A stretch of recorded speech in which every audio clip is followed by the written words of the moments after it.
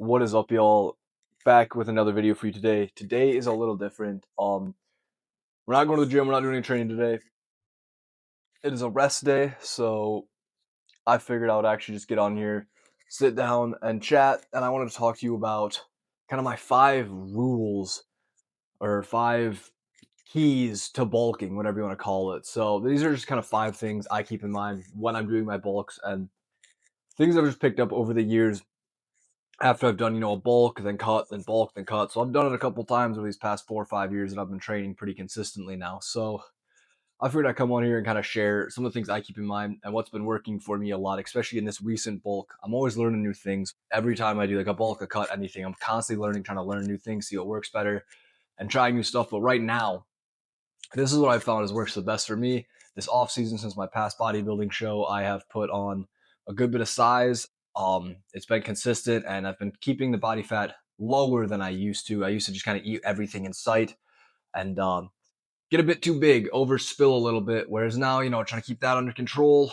Kind of doing more of a not necessarily lean bulk, but like a cleaner bulk. Keep the body fat under control. Make sure we're gaining muscle. You want to gain weight in the right places. You don't want to be gaining all that fat. You want to gain the muscle. Some fat might come along with that because you're in a surplus, but you want to make sure that it's mostly muscle. So, with that said, rule number 1, the first thing is don't overdo your surplus. Kind of like I was saying, I used to eat everything in sight, just be like, hey, I need to eat big to get big, that type of mentality. But if you're trying to bulk, especially in a bodybuilding aspect where you're trying to bulk, put on muscle, but not as much fat, don't overdo the surplus. All that you need is about 200 to 300 calories ish over your like maintenance calories. So, for example, if your maintenance calories is 3,000 calories, you only need 3,200 calories to bulk. And then as you gain weight, your maintenance calories is going to go up. So once you kind of stagnate in your weight, then up the calories again, but only by 200 or 300, and slowly do that over time.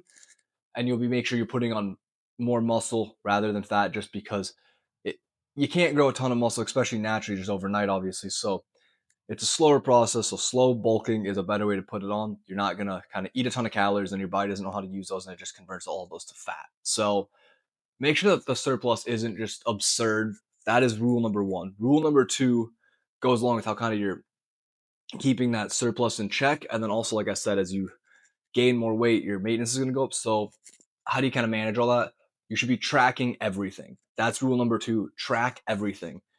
And as far as weight goes, you don't have to track your weight every single day, but at least every week, track your weight, see kind of an average of a moving average. I do it every day and then get a moving average. We can just track it every week, make sure you're going up a little bit by little bit every week. And if you stagnate your weight for like 2 weeks, 3 weeks, you haven't moved your weight at all, time to up the calories. So then just up them by about 300 and continue that process. And then as far as food, I used to just be like, I'm in the bulk. I don't need to track my food. I'll just eat whatever and make sure I'm eating a lot of it, right? That's one strategy. Some people do that, but personally, like I said, I overspilt. I got too fat. It made prep a lot harder because I had a lot more body fat to lose. So now I track everything, track my calories, track my macros. Most important thing is tracking the protein. You want to make sure you're getting enough protein, especially in your bulk when you have more calories to play with. So might as well get a little more protein, at least 1 gram of protein per pound of body weight. I usually shoot for 1.3 grams personally, but I like just higher protein diet. And then it also, by tracking, you make sure that you're not just overeating, because some people can still do that. I mean, even if you're bulking, if you're only doing 200 to 300 over surplus or over maintenance, so a 200 to 300 calorie surplus, it's pretty easy to go get to that or even overeat that. And again, you don't want to be doing that. So tracking, just make sure you stay in like kind of where you want to be, keeping it clean.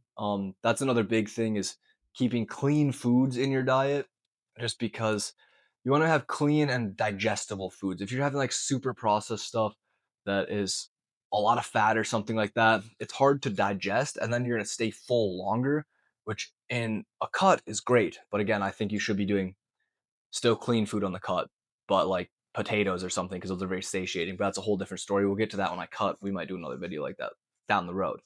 But you want to eat clean and highly digestible food. So like cream of rice before a workout instead of oatmeal. Oatmeal is going to sit in your stomach, be very heavy, take a while to digest. Cream of wheat or cream of rice or whatever you want to call it, that'll digest quick. Boom, you're good, in and out, quick energy, and then you're hungry again. Or rice instead of potatoes. Like I just said, potatoes are very satiating, so if you eat a meal with potatoes, you're gonna stay full for a long time. If you eat a meal with rice, your body can digest that really quick and you'll be hungry again sooner, which in a bulk is good, so you can get more food in, but more quality food. But that was kind of a bonus tip. The main thing with rule number 2 is track everything. Make sure you're on top of everything. You're tracking it, and that just helps everything be repeatable. You can keep it consistent, all of that good stuff. Um, which leads us into rule, tip, trick, whatever you want to call it, number 3, which is stay consistent. It's great if you can do this bulk and like you're 300 calories above your surplus, you're doing everything good, you're tracking everything, doing great on that, but you only do it for a week. And then next week you're in a deficit, and then next week you're at maintenance, and then maybe another deficit, and then a surplus again, and then week 5 you're doing a surplus, then a deficit, and then maintenance, then a deficit, and then a surplus. Like if you're kind of all over the place, the gains are going to be a lot slower. So stay consistent. Track, find something that works, and stick with it.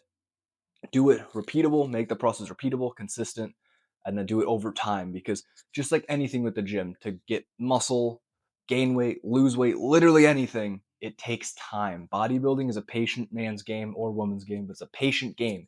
You got to be patient. It takes time for all this to happen, whether you're natural or even enhanced. It still will take time. Just stick with it, stay consistent. That's the biggest thing. And that comes with training, diet, all of that. Just stay consistent. But rule number 4, speaking of training, is train hard when you're in your bulks. When you're in your bulks, you have the extra calories, you have the extra energy.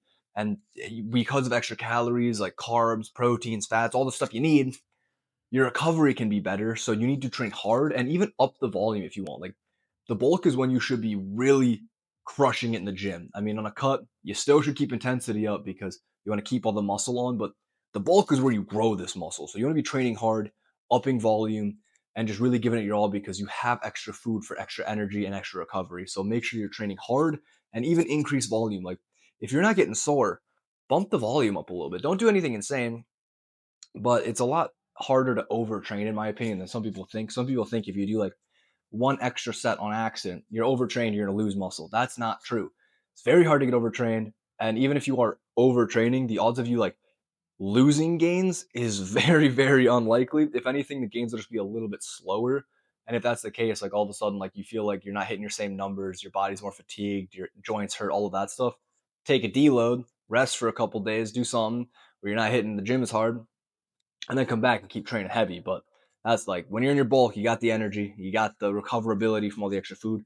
Make sure you're training hard. You don't want to just be eating all this food and bulking and wasting it by not training hard. Make sure your training is dialed in when you're on the bulk.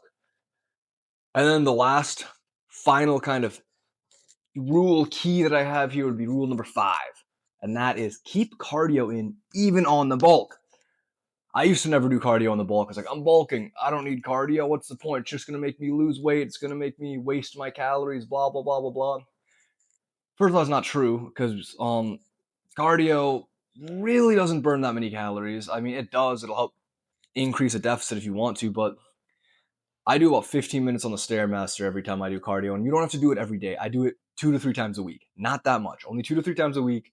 Well, 15 minutes on the Stairmaster is what I do right now. Sometimes I do treadmill or anything, but it burns like 250, 300 calories. Not a ton. And because of that extra activity, I've noticed it helps me stay leaner and look leaner. Like my physique just looks better while I'm still gaining weight, which is great. It keeps you more motivated and helps you progress more. Because if you start overspilling and looking really fat, it demotivates me personally. Because I'm like, I start looking like crap. Like I need to cut. I need to look better. Whereas now, like I'm definitely putting on body fat, and I look a bit softer than I do when I'm stage lean. But my like, I feel like my body composition in general still looks a bit better because I'm keeping cardio in. And then another great thing with cardio, if you're like me, I consider myself like a hard gainer, but it's mainly just hard for me to eat a lot. Like I don't know if my stomach's really small. I don't know if I just don't have a crazy appetite, but like eating big meals and just a lot of food is really hard for me. So bulking is actually pretty difficult for me because especially I'm trying to eat clean and keep clean foods in and then just a lot of food, it gets hard for me to get all my food down sometimes. So that's where cardio also helps. Cardio will keep kind of like boost the metabolism and like make you more hungry and it'll help boost your appetite because you're just doing more physical activity in general. So that's very important. Also, I should caveat this with my day job is a desk job, so I don't get a lot of steps in during the day. So cardio at night is what helps me kind of get that activity. If you work a job where you're getting like 10, 15, 20,000 steps a day, you probably don't need to do cardio in your bulk. But if you live more of a sediment lifestyle, or you're have a desk job where you're not able to get a ton of steps in throughout the day, it is very important to at least keep some cardio in during your bulks, in my opinion. It's helped me keep my physique looking better in this bulk. And it just helps me with my appetite. I'm actually able to eat a lot more, which is super nice. But yeah, those are like my 5 keys, my 5 tips, my 5 rules to bulking. Number 1, don't overdo the surplus. Number 2, track everything. Number 3, stay consistent. Number 4, train hard. And number 5, keep in your cardio. But that's all I got. Hopefully this helps some of y'all. Some of this might be like common knowledge, like, oh, of course you got to do that stuff, but maybe it will help someone out here. And I just want to kind of share where I'm at right now. And like I said, I'm always learning, always evolving, always trying to learn new things and see better ways to do it, see what works best for me personally. So maybe we'll come back a year from now in my next off season and redo this whole thing, and I'll have brand new tips. Who knows? But this is where we're at today. Those are my 5 tips, my 5 commandments of bulking. But yeah, hopefully you learned something. If you enjoyed the video, make sure to drop a like, comment, subscribe, all that great stuff. It helps me out, it helps the channel out. If you also want to support me, support the channel, and save yourself some money on some supplements, protein powder, pre-workouts, all that fun stuff, head over to Raw Nutrition or getrawnutrition.com and use code RSHAYFIT at checkout. It'll save you 10% on your order. So who doesn't like to save a little bit of money? And that's all I got for you guys. So thank you so much for watching. Catch you next Monday. Peace.